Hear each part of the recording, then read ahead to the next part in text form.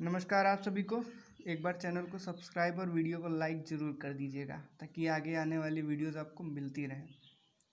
आज का हमारा टॉपिक है संविधान सभा। तो आइए हम चर्चा करते हैं। सबसे पहले संविधान सभा पर किसने विचार किया था, किस भारतीय ने। प्रश्न ऐसे पूछे जाते हैं कि किस भारतीय ने सबसे पहले संविधान सभा के बारे में विचार प्रस्तुत किए थे। तो इसका जो आंसर होगा 1922 में महात्मा गांधी जी ने सबसे पहले संविधान सभा के बारे में विचार किया कि हमारी एक संविधान सभा होनी चाहिए जिसके माध्यम से देश के संविधान का संचालन हो। ठीक है, देश का संचालन हो। और जस्ट इसके आगे बढ़ते हैं कि किस अंग्रेज़ों ने सबसे पहले कब ये माना था कि भारत का एक संविधान होना चाहिए।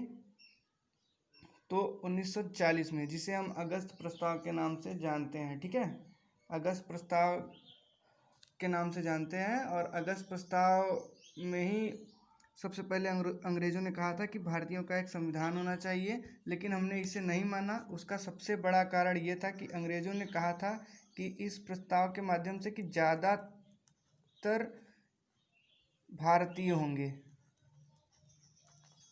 ठीक है, ज़्यादातर भारतीय होने का क्या मतलब है कि उसमें और लोग भी हो सकते हैं, तो इसलिए हमने इसे नहीं माना। ठीक है, समझ रहे हैं ना कि इस प्रस्ताव को क्यों अस्वीकार किया गया। कि जब ये प्रस्ताव लाया गया तो अंग्रेज़ों ने ये कहा कि इस प्रस्ताव के माध्यम से संविधान सभा में ज़्यादातर भारतीय लोग होंगे, मतलब कि संविधान सभा में और लोग भी हो सकते हैं, तो इसलिए इसको हटा दिया गया। उसके बाद आता है क्रिप्स प्रस्ताव। क्रिप्स प्रस्ताव को लाने वाले थे आपके सर स्टेफर्ड क्रिप्स। ठीक है, इस प्रस्ताव को भी नकार दिया गया। ये जो है आपका 1942 में आया था। क्रिप्स प्रस्ताव सर स्टेफर्ड क्रिप्स ने लाया था। और कब आया था? 1942 में। इससे भी क्वेश्चन बनते हैं। ठीक है, इसे क्यों नकारा गया? इसे इसलिए नकारा गया क्योंकि इसमें कहा गया था कि अंग्रेज़ों ने कहा था कि हम द्वितीय विश्व युद्ध के बाद सभा का निर्माण करेंगे। ठीक है, संविधान सभा के बारे में बताएंगे या संविधान सभा का निर्माण करवाएंगे।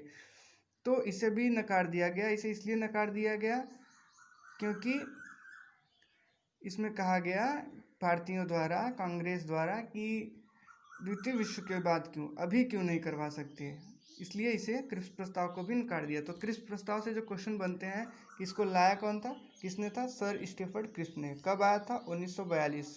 किस लिए नकारा गया?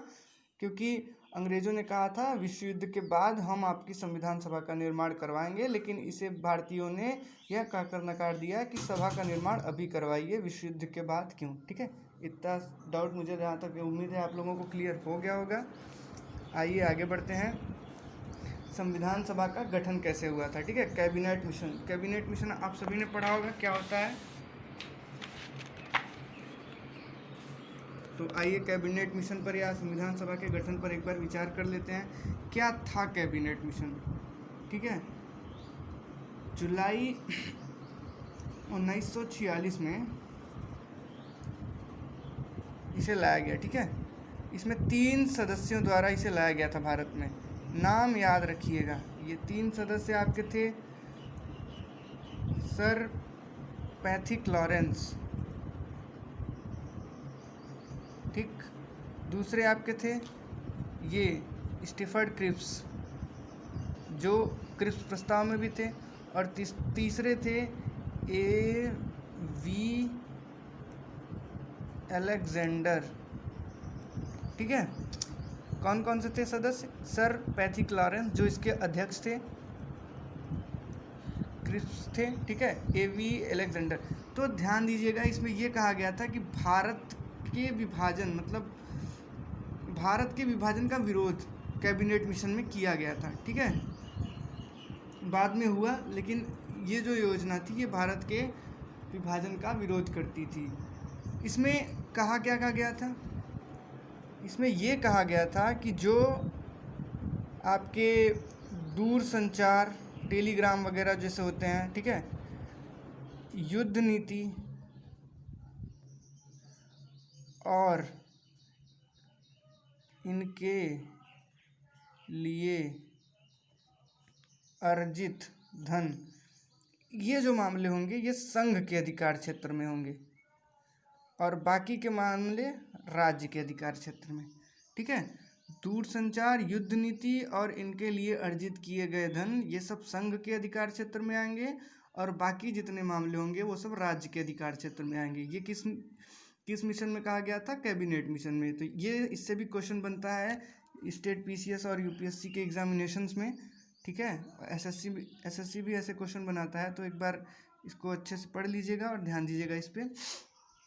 इससे जो अगला क्वेश्चन बनता है कि कैबिनेट मिशन के तहत कुल कितने सदस्य थे, ठीक है।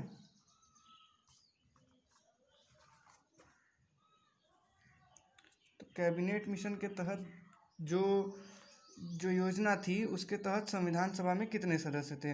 तो इस योजना के तहत संविधान सभा में कुल 389 सदस्य थे, ठीक है। तो क्वेश्चन ऐसे बनता है कि जब संविधान सभा का निर्माण हुआ था तो उस समय संविधान सभा में कुल कितने सदस्य थे?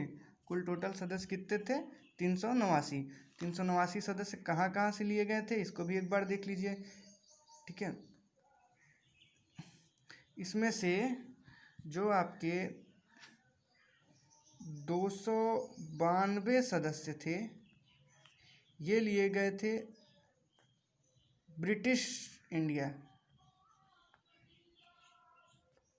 ठीक है। और उसके बाद आपके 93 सदस्य जो थे वो देशी रियासत से लिए गए थे। यहाँ पर आप 292 प्लस 4 कर लीजिए। ये जो 292 प्लस 4 क्या है, इसका मतलब होता है 4 सदस्य चीफ कमिश्नरी प्रांतों से लिए गए थे, ठीक है। ये चीफ कमिश्नरी प्रांत क्या थे? जैसे आज हमारे यहाँ पे संघ के केंद्र शासित प्रदेश थे, वैसे वो उस समय चीफ कमिश्नरी प्रांत हुआ करते थे जो 4 थे। और ये 4 कौन कौन से थे? नाम याद रखिएगा। दिल्ली, ठीक है। उसके बाद अजमेर, मेरवाड़ा, ठीक, ये दोनों एक ही में रहेगा नाम। उसके बाद आपका था कुर्ग, ये आपका राजस्थान में है और ये आपका कर्नाटका में है। और एक था बलूचिस्तान जो पाकिस्तान में है, ठीक है। तो संविधान सभा में कुल कितने सदस्य थे? 389, जिनमें से 292 आपके ब्रिटिश इंडिया, 292 प्लस 4 मतलब टोटल 296 सदस्य आपके ब्रिटिश इंडिया से थे, 296। उसके बाद 93 सदस्य आपके देशी रियासत से थे। और ये जो प्लस 4 का आंकड़ा आप देख रहे हैं, ये 4 सदस्य आपके चीफ कमिश्नरी प्रांतों से लिए गए थे, जिनमें दिल्ली, अजमेर, मेरवाड़ा, कुर्ग और बलूचिस्तान था।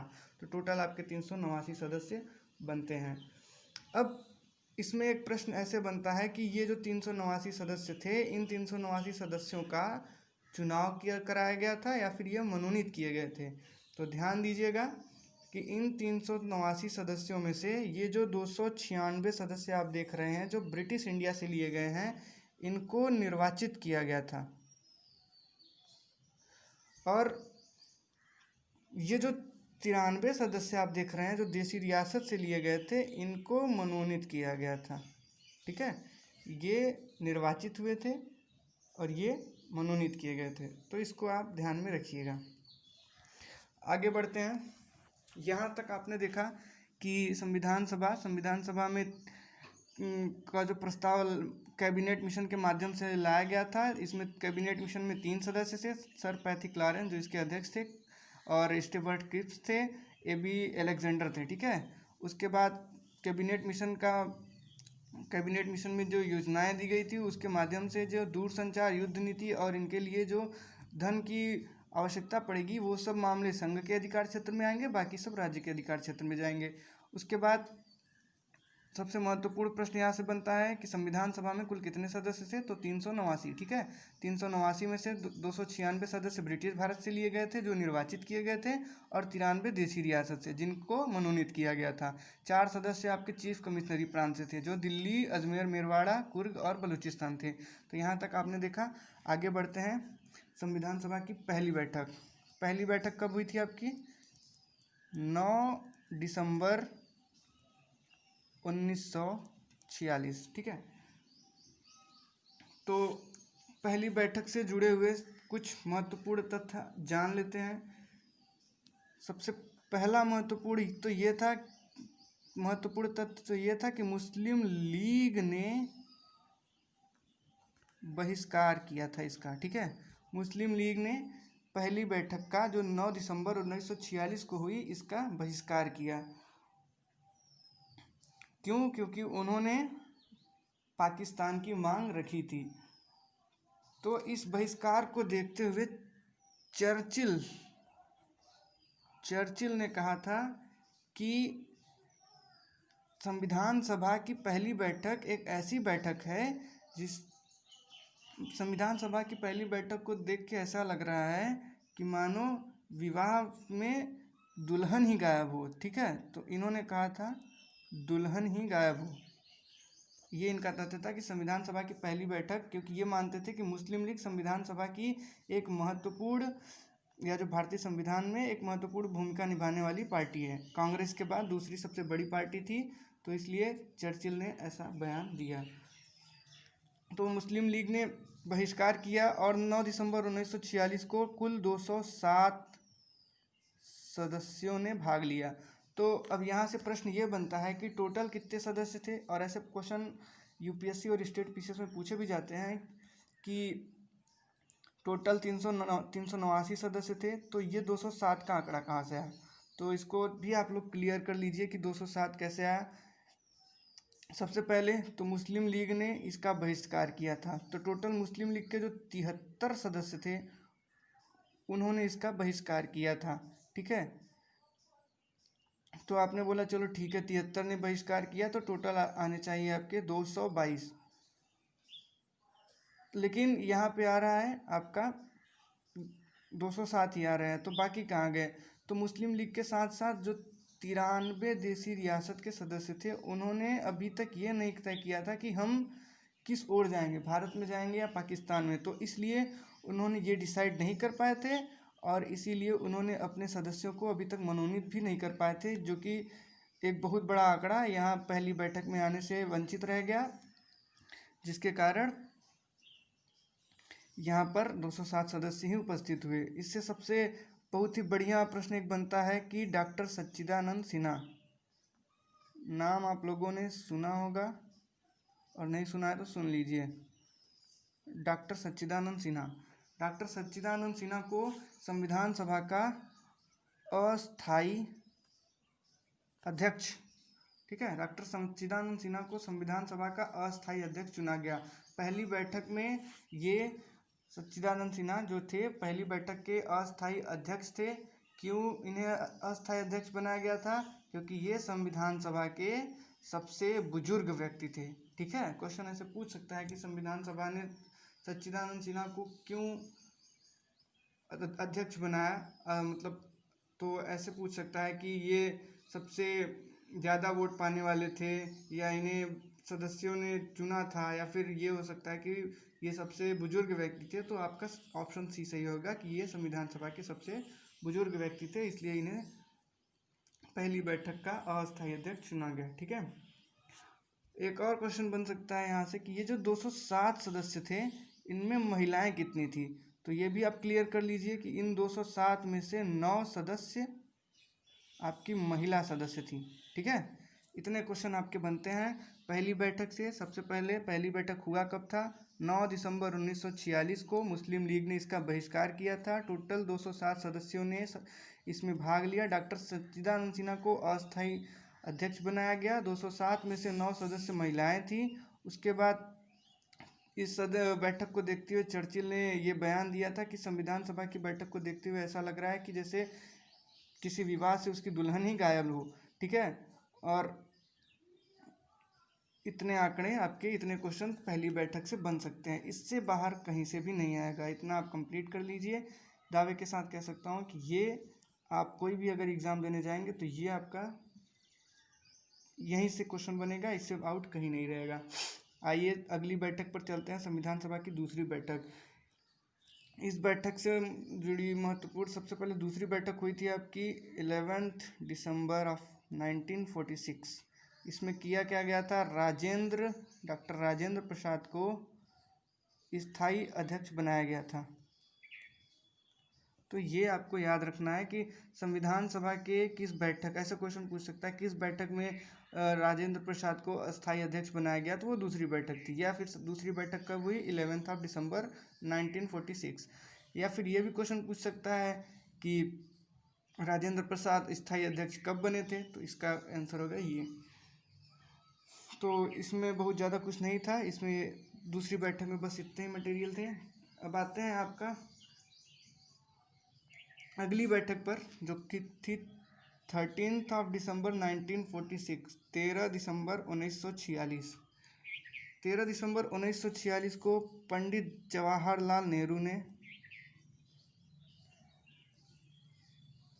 उद्देश्य प्रस्ताव रखा। ठीक है, पंडित जवाहरलाल नेहरू ने 13 दिसंबर 1946 को संविधान सभा में उद्देश्य प्रस्ताव रखा, लेकिन ये पारित नहीं हुआ। पारित न होने का सबसे बड़ा कारण था कि डॉक्टर भीमराव अंबेडकर ने कहा कि जब तक मुस्लिम लीग संविधान सभा में नहीं आ जाती तब तक हम इसे पारित नहीं कर सकते, क्योंकि उनका मानना था कि संविधान सभा का एक बहुत बड़ा अंग मुस्लिम लीग भी है। अच्छा, ये उद्देश्य प्रस्ताव था क्या, इसमें करना क्या था, तो उद्देश्य प्रस्ताव समझ लीजिए आप। उद्देश्य प्रस्ताव जो आज की हमारी प्रस्तावना है उसकी आधारशिला थी। क्वेश्चन पूछ सकता है कि प्रस्तावना की आधारशिला क्या थी, तो ये ऐसे समझ लीजिए, प्रस्तावना की आधारशिला। और भी कुछ था कि सरकार की प्रकृति क्या होगी, ठीक है, और किस तरह से सरकार काम करेगी।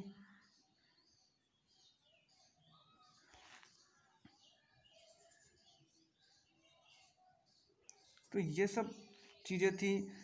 सबसे पहले प्रस्तावना की आधारशिला, उद्देश्य प्रस्ताव कब रखा गया, 13 दिसंबर 1946 को। क्या कहा गया था इसमें कि सरकार की प्रकृति, सरकार कैसे काम करेगी, और हमारा भावी संविधान जो बन रहा है वो किस रूप का होगा, कैसा होगा। ठीक है, तो ये आपका उद्देश्य प्रस्ताव से संबंधित थे।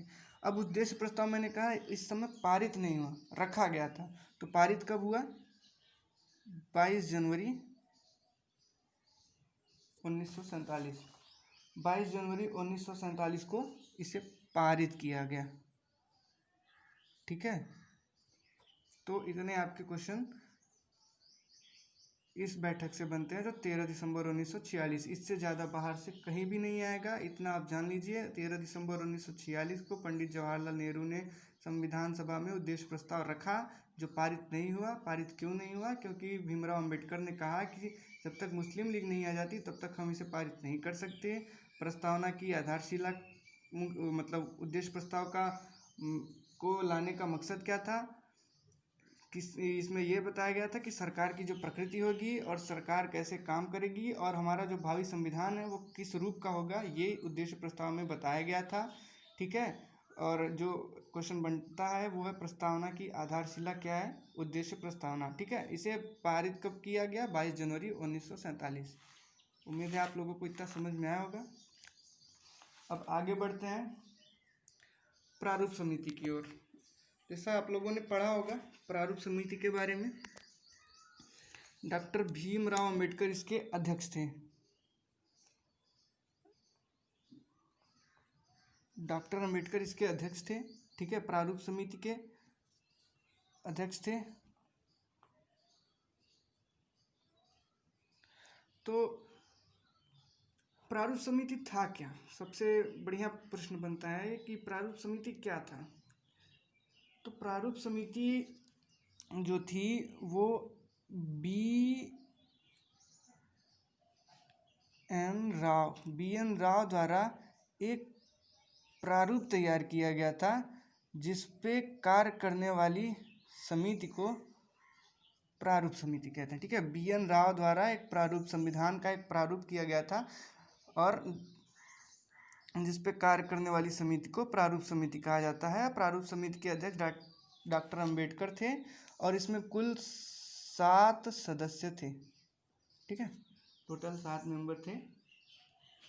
और प्रारूप समिति से एक क्वेश्चन, मतलब बढ़िया क्वेश्चन बनता है कि पांडुलेखन समिति किसे कहते हैं। ध्यान दीजिएगा, इसे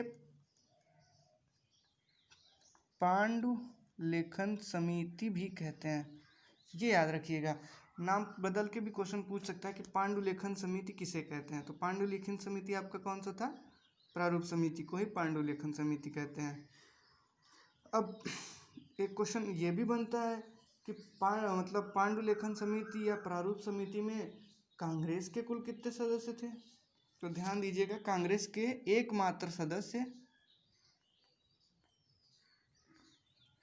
आपके थे कन्हैयालाल, मानकलाल, मुंशी। ठीक है, एकमात्र कांग्रेस के सदस्य आपके कन्हैयालाल, मानकलाल, मुंशी थे। उस समय संविधान सभा के 389 में से कुल 208 कांग्रेस के सदस्य थे। 208 में से कुछ ऐसे सदस्य भी थे जो कांग्रेस से उनका दूर दूर तक कुछ लेना देना नहीं था, लेकिन कांग्रेस के बैनर तले जीते थे। इसलिए जैसे अन्य जो सदस्य थे वो भी कांग्रेस के ही बैनर तले जीते थे, लेकिन कांग्रेस से उनका दूर दूर तक कुछ लेना देना नहीं था। ठीक है, इसलिए टोटल एकमात्र ऐसे सदस्य थे कन्हैयालाल, मानकलाल, मुंशी जो कांग्रेस के सदस्य थे। अब एक बार बी.एन. राव पर चर्चा कर लेते हैं कि बी.एन. राव का संविधान में कितना योगदान रहा। ठीक है, तो सबसे पहले बी.एन. राव के बारे में एक बढ़िया क्वेश्चन बनता है कि अंतर्राष्ट्रीय न्यायालय के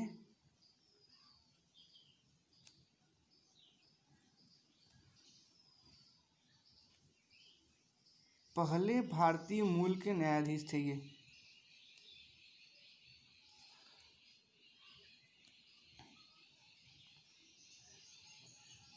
ठीक है, तो अंतर्राष्ट्रीय न्यायालय के पहले भारतीय मूल के न्यायाधीश कौन थे, BN. Rao, sir BN. Rao. Sir BN. Rao, इन्होंने बर्मा का संविधान भी बनाया था। ये ध्यान दीजिएगा, बर्मा का संविधान बी.एन. राव ने ही तैयार करवाया था। अंतर्राष्ट्रीय न्यायालय में पहले भारतीय मूल के न्यायाधीश, ठीक है, आपके बी.एन. राव थे।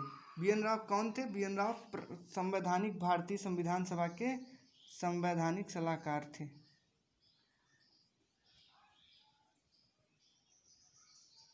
ठीक है, संवैधानिक सलाहकार, अंतर्राष्ट्रीय न्यायालय के पहले भारतीय मूल के न्यायाधीश और प्रारूप, भारतीय संविधान का प्रारूप तैयार करने वाले और बर्मा का संविधान बनाने वाले कौन, बी.एन. राव। ठीक है, प्रारूप समिति से जुड़े हुए क्वेश्चन इतने ही बन सकते हैं। बहुत उड़ा के यदि क्वेश्चन बनते हैं तो इतने ही क्वेश्चन बनेंगे, इससे आगे कुछ नहीं आने वाला है। एक बार फिर से देख लेते हैं, प्रारूप समिति या पांडुलेखन समिति क्या थी। BN. Rao, sir BN. Rao द्वारा तैयार की गई प्रारूप पर जो समिति कार्य करने वाली थी उसे प्रारूप समिति कहते हैं। इसके अध्यक्ष डॉक्टर भीमराव अंबेडकर थे। कुल 7 सदस्य इसमें थे। 7 सदस्यों में एकमात्र कांग्रेस के सदस्य कौन थे, कन्हैयालाल, मानकलाल, मुंशी। कांग्रेस के संविधान सभा में 389 में से कुल 208 सदस्य थे। उसके बाद बी.एन. राव जो थे अंतर्राष्ट्रीय न्यायालय के पहले भारतीय मूल के न्यायाधीश थे। इन्होंने बर्मा का संविधान भी बनाया था और भारतीय संविधान के संवैधानिक सलाहकार भी थे। एक और बहुत ही बढ़िया क्वेश्चन बनता है वो ये कि क्या बी.एन. राव संवैधानिक, मतलब जो भारतीय संविधान सभा थी उसके सदस्य थे। तो इसका उत्तर होगा नहीं, ये संविधान सभा के सदस्य नहीं थे। ये आप ध्यान दीजिएगा, ये प्रश्न भी पूछ सकता है कि क्या संविधान सभा के सदस्य थे बी.एन. राव। नहीं, संविधान सभा के BN. Rao, sir BN. Rao संविधान सभा के सदस्य नहीं थे। ठीक है, आगे बढ़ते हैं। कुल कितने अधिवेशन हुए संविधान सभा में, कुल कितने अधिवेशन हुए, तो आपने पढ़ा होगा 11, लेकिन नहीं, कुल 12 अधिवेशन हुए। टोटल अंतिम अधिवेशन जो था वो आपका था 24 जनवरी ऑफ 1950। ठीक है, इस तो टोटल कितने हो गए 11 जो आपने पढ़ा, और इसको भी अंतिम बैठक में अगर लेते हैं तो 11 और प्लस 1 बराबर 12, टोटल 12 बैठक हुए संविधान सभा की।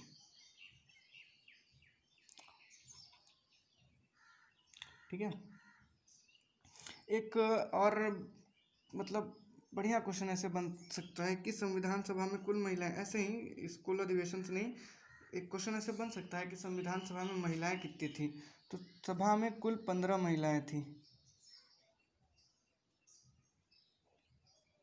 ठीक, महिला सदस्य थी। अब मुस्लिम महिलाएं कितनी थी, तो संविधान सभा में एकमात्र मुस्लिम महिला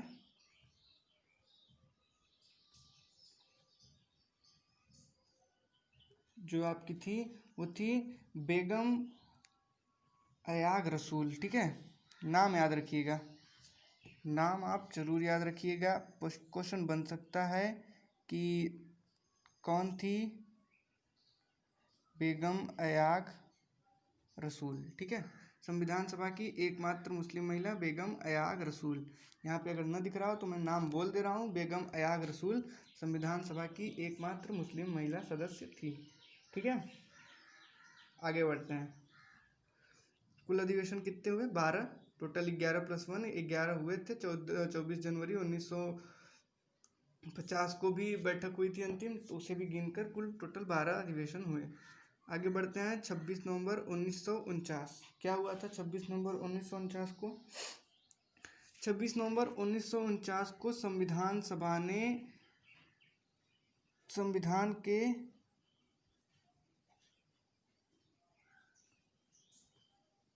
आंशिक स्वरूप को लागू किया था। ठीक है, आंशिक स्वरूप का क्या मतलब होता है? मतलब कि इस दिन कुछ अनुच्छेद लागू हुए थे। कितने अनुच्छेद लागू हुए थे? टोटल 16। आपने पढ़ा होगा 15, जी नहीं, 15 के साथ साथ एक और अनुच्छेद था, अनुच्छेद 394। इसे भी मिला लेंगे तो टोटल हो जाता है आपका 16। टोटल 16 सदस्य, अरे सॉरी, टोटल 16 अनुच्छेद 26 नवंबर 1995 को लागू हुए थे। ठीक है, कौन कौन से अनुच्छेद थे इसमें आपके? अनुच्छेद 5, 6, 7, 8, 9, 60। ठीक है, उसके बाद 366, फिर आपका 367, 380 ना, ठीक है, 324 और भी बहुत सारे अनुच्छेद थे। टोटल 16 अनुच्छेद इस दिन लागू हुए थे। ठीक, इतना उम्मीद है आप लोगों को समझ में आएगा। ये जो 26 नवंबर 1949 की जो बैठक हुई थी, इसमें संविधान के आंशिक स्वरूप को लागू किया गया था। इसे विधि दिवस भी कहते हैं। इसे विधि दिवस के रूप में भी मनाया जाता है, आज भी इसे मनाया जाता है। ध्यान दीजिएगा, डॉक्टर अंबेडकर की 125वीं जयंती पर भारतीय संसद ने विधि दिवस को संविधान दिवस के रूप में मनाने का निर्णय लिया, तो अब इसे हम संविधान दिवस के रूप में मनाते हैं। तो 26 नवंबर 1949 की बैठक से कुल बने हुए क्वेश्चन ऐसे क्या हो सकते हैं? इस दिन संविधान के आंशिक स्वरूप को लागू किया गया, कुल 16 अनुच्छेद लागू किए गए।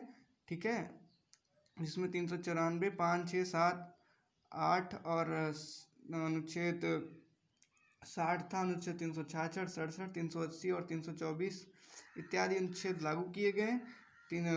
26 नवंबर को हम लोग विधि दिवस के रूप में भी मनाते हैं। ठीक है, और डॉक्टर भीमराव अंबेडकर की 125वीं जयंती के उपलक्ष्य में भारतीय संसद ने इसे संविधान दिवस के रूप में मनाने का निश्चय किया, तो अब हम इसे संविधान दिवस के रूप में मनाते हैं। ठीक, आगे बढ़ते हैं। 24 जनवरी 1950 अंतिम बैठक, ये संविधान सभा की अंतिम बैठक थी, मतलब 12वीं बैठक थी।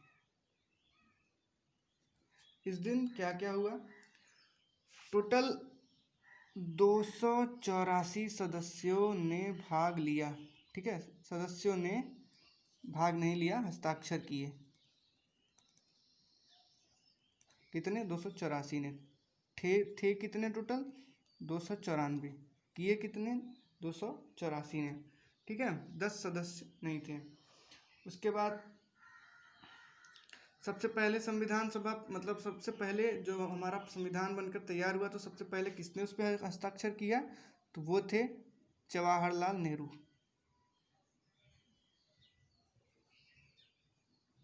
ठीक है, जवाहरलाल नेहरू ने संविधान पर सबसे पहले हस्ताक्षर किया और राजेंद्र प्रसाद ने सबसे बाद में, ये याद रखिएगा, ने अंत में, और इन्होंने पहले।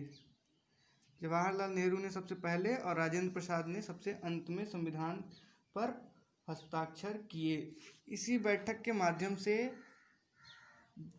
डॉक्टर राजेंद्र प्रसाद को, इसी बैठक में राजेंद्र प्रसाद को भारत का राष्ट्रपति निर्वाचित किया गया। एक वर्ड याद रखिएगा, निर्वाचित। अब आप लोग बोलेंगे निर्वाचित कैसे किया गया? ठीक है, क्योंकि निर्वाचित तो भारतीय संसद करती है, मनोनीत क्यों नहीं किया गया? तो मैं आपको बता देना चाहता हूँ कि निर्वाचित इसलिए किया गया क्योंकि इनका चुनाव हुआ था।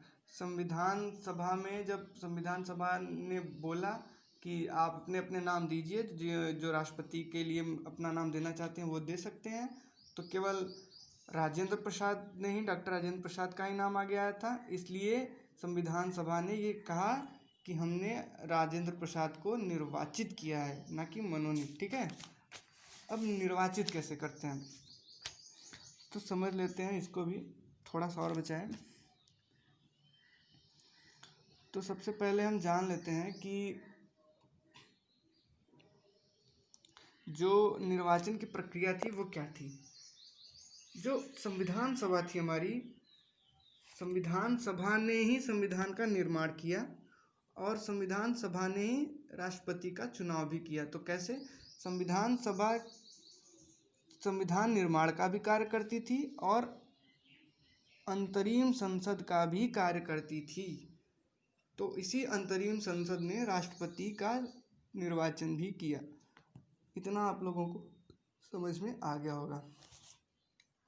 अच्छा, एक प्रश्न यहाँ से बनता है कि जब संविधान निर्माण का कार्य करती थी तो इसके अध्यक्ष राजेंद्र प्रसाद थे। ठीक है, जब संविधान निर्माण का कार्य करती थी तो इसके सदस्य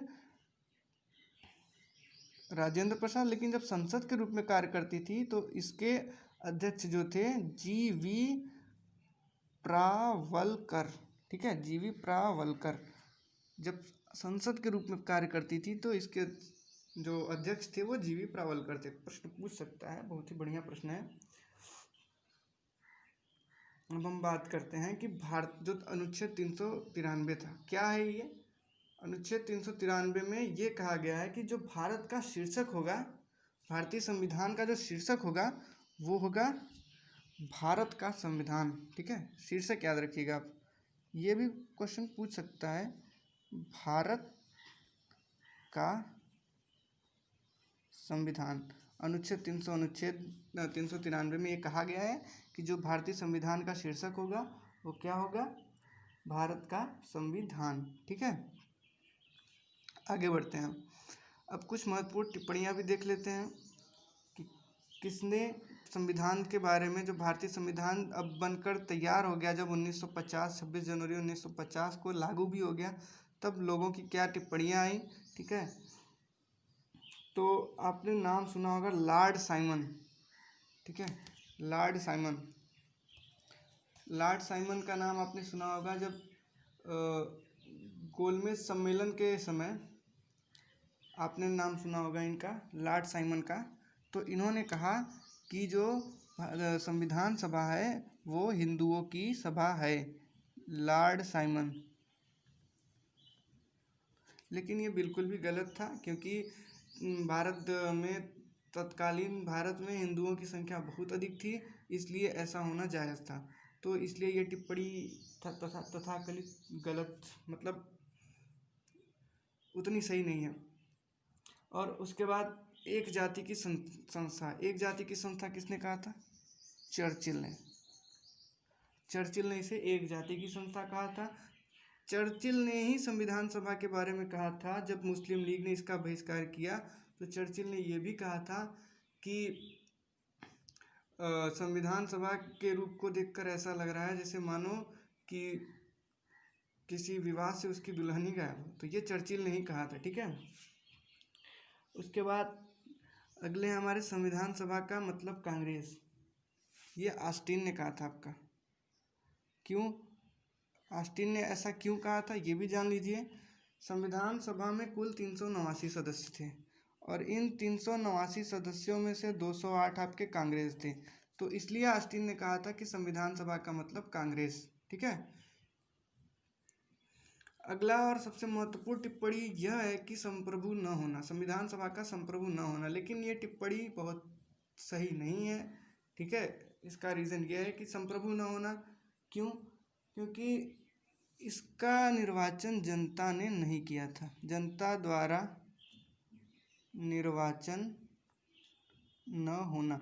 जब आप प्रस्तावना पढ़ते हैं तो उसमें लिखा होता है कि हम भारत के लोग, ठीक है, हम भारत के लोग, तो इससे ये पता चलता है कि भारतीय संविधान का निर्माण भारतीय जनता ने किया है, लेकिन भारतीय जनता ने प्रत्यक्ष रूप से नहीं किया है, ठीक है। सदस्यों को निर्वाचित, लेकिन जो सदस्य थे वो जनता द्वारा प्रत्यक्ष निर्वाचित नहीं थे, वो विधानमंडलों द्वारा कुछ निर्वाचित थे और कुछ मनोनीत किए गए। तो टोटल 14% ही ऐसे सदस्य थे जो निर्वाचित हुए थे, 14%, ये ध्यान रखिएगा। 14% ही ऐसे सदस्य थे जो निर्वाचित हुए थे, इसलिए ऐसा कहा गया था कि भारतीय जो संविधान सभा थी वो संप्रभु नहीं थी, इसलिए भारतीय संविधान को संप्रभु नहीं कहा जा सकता। लेकिन यह बिल्कुल ही गलत है, क्योंकि यदि निर्वाचन होता भी तो वही सदस्य आते जो संविधान सभा में थे, ठीक है। अगला आता है दक्ष पायलट। दक्ष पायलट, ये संज्ञा आप याद रखिएगा, बहुत ही इम्पॉर्टेंट है ये। दक्ष पायलट किसने कहा था? तो याद रखिएगा, डॉक्टर राजेंद्र प्रसाद ने अंबेडकर को कहा था, ठीक है। डॉक्टर राजेंद्र प्रसाद ने, जब सबकी स्पीच हो गई, जब संविधान सभा की अंतिम बैठक हुई और सबने अपने अपने स्पीच दिए, तो उसमें जब डॉक्टर राजेंद्र प्रसाद की बारी आई तो उन्होंने कहा कि अगर मैंने संविधान सभा में अपनी अध्यक्षता में कोई बहुत ही महत्वपूर्ण निर्णय लिया है तो वो ये था कि प्रारूप समिति का स्थायी मतलब प्रारूप समिति का अध्यक्ष डॉक्टर भीमराव अंबेडकर को बनाना, ठीक है। उन्होंने ऐसा कहा था क्योंकि उन्होंने एक दक्ष पायलट के रूप में, जैसे अपनी जो एक दक्ष पायलट की भांति उन्होंने संविधान सभा के जो प्रारूप समिति की कार्यभार को संभाला और संविधान के निर्माण में महत्वपूर्ण भूमिका निभाई। आगे बढ़ते हैं, ये एक और है, आधुनिक भारत का मनु किसे कहा जाता है? ये भी क्वेश्चन बहुत ही इंपॉर्टेंट है, इसको भी याद कर लीजिएगा, ठीक है। आधुनिक भारत का मनु किसे कहा जाता है? तो ये है आपके डॉक्टर अंबेडकर को। डॉक्टर अंबेडकर को आधुनिक भारत का मनु कहा जाता है, ठीक है। एक और संज्ञा है जिसे के.वी. राय ने कहा था। के.वी. राय ने कहा था कि डॉक्टर अंबेडकर न केवल संविधान के जनक हैं बल्कि जननी भी हैं, ठीक है। के.वी. राय ने कहा था, यहाँ पे अगर आपको नहीं समझ में आ रहा है तो मैं बोल दे रहा हूँ। के.वी. राय ने कहा था डॉक्टर अंबेडकर संविधान सभा के, भारतीय संविधान के न केवल जनक हैं बल्कि जननी भी हैं, ठीक है। तो ये आपके जो मैक्सिमम क्वेश्चन बन सकते थे वो मैंने आपको बता दिए हैं। अब थोड़ा यहाँ पर ध्यान दे लेते हैं, एक दो क्वेश्चन और बहुत अच्छे पूछे जा सकते हैं कि संविधान सभा में, जैसे क्वेश्चन ये इस तरह से बन सकता है कि संशोधन का अधिकार, आप सभी जानते हैं कि भारतीय संसद की जो संसद की पहली बैठक है वो हुई थी आपकी 13 मई 1952 और प्रथम संविधान संशोधन आपका हुआ था 1951 में। ध्यान दीजिएगा, बहुत ही इम्पोर्टेंट क्वेश्चन है, बहुत ही अच्छा क्वेश्चन है, पूछ सकता है किसी एग्जामिनेशन में, और बहुत इजी क्वेश्चन भी है। तो यहाँ पे आप देख रहे हैं संविधान की पहली बैठक हुई थी 13 मई संसद की पहली बैठक हुई थी 13 मई 1952 को, और प्रथम संविधान संशोधन हुआ था 1951 को। ठीक है, तो अब प्रश्न ये बनता है कि प्रथम, जैसे आप सभी जानते हैं कि संवैधानिक संशोधन का अधिकार केवल भारत की संसद को है, तो जब संसद 1952 में बन के आई और संविधान संशोधन 1951 में हुआ, तो संविधान संशोधन किया किसने? ये बहुत ही बढ़िया क्वेश्चन है। तो मैंने पहले ही आपको बता चुका हूँ कि भारत में अंतरिम संसद तब तक कार्यरत रही, कब तक? जब तक कि ये जो संसद बन के तैयार नहीं हो जाती है 13 मई 1952 तक, तब तक भारत शासन अधिनियम 1935 के द्वारा और 1935 एक्ट और 1947 स्वतंत्रता अधिनियम, ठीक है, इसके द्वारा भारत की जो संविधान सभा होगी वो अंतरिम संसद के रूप में कार्य करेगी। अतः जो प्रथम संविधान संशोधन हुआ 1951 में, वो संविधान सभा ने ही किया, मतलब जिसने जो संविधान सभा ने संविधान का निर्माण किया था उसी ने संविधान का पहला संशोधन भी किया। तो ये क्वेश्चन आपका बन सकता है। उम्मीद है आप लोगों को आज का वीडियो पसंद आया होगा। एक बार लाइक और सब्सक्राइब जरूर कर दीजिएगा। धन्यवाद।